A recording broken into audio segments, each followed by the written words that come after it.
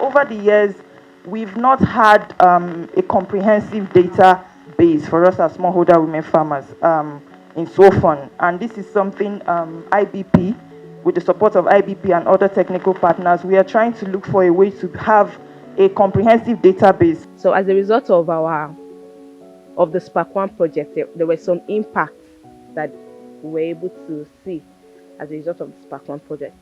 One of them was the President Buhari, the former president of the country, ordered a probe into the basic healthcare provision funds spending in October 2022. And as a result of that, he also directed that the Federal Ministry of Health in all states should track the disbursement of the basic healthcare provision funds. So this was as a result of our reporting. There's a little difference from what we've done before. So, as has been mentioned in a lot of the interventions before I took the mic, we're adopting a systems change perspective. So this is not just another one of those, terms that development organizations tend to throw around. Actually, the point is that we want to focus on the people that we feel will be directly impacted by our interventions. Get a hypothesis. What's the basis of, your report? What is the basis, the underlying reason, and so on? So get a hypothesis. Create a working headline. So this is what we all do. And it's like uru to answer. Before you go on the field, it's like I'm saying, because if you have headlined your story, the tendency is that you want to walk towards that headline. Problem is not access to inputs. There's inputs, there's seeds, there's fertilizers, and then there is inputs that actually help you grow nutrient-dense foods. So even if you have access to the seeds, are they disease resistant? Are they drought resistant? Are they improved seed varieties? Downstream businesses are businesses that depend on primary producers for their own production. So, for example, if you produce cornflakes, you are a downstream business because you depend on primary producers. What are those primary producers? Maize farmers, right?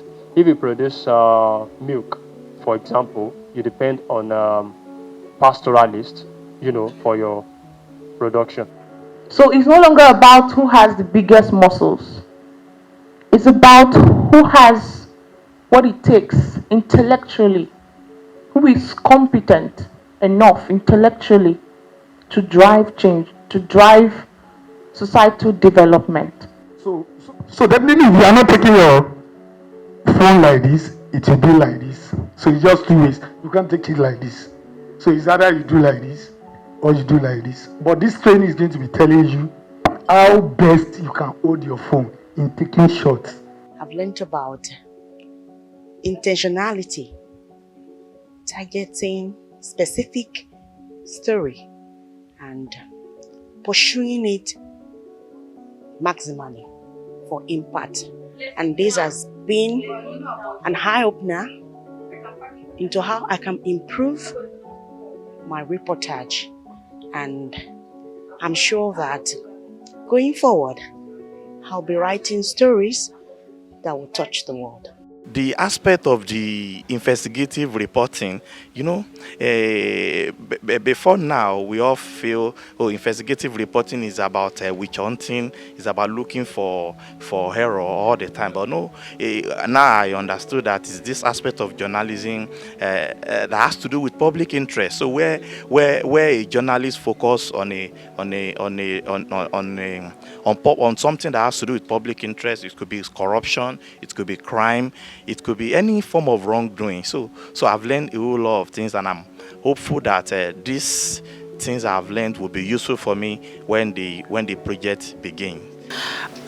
So we hope to, collaborate with our media personnel to really achieve this, because of course we know that stories definitely don't lie, So having those human angle stories, going to the field to speak to these people firsthand and getting the information for us is very key.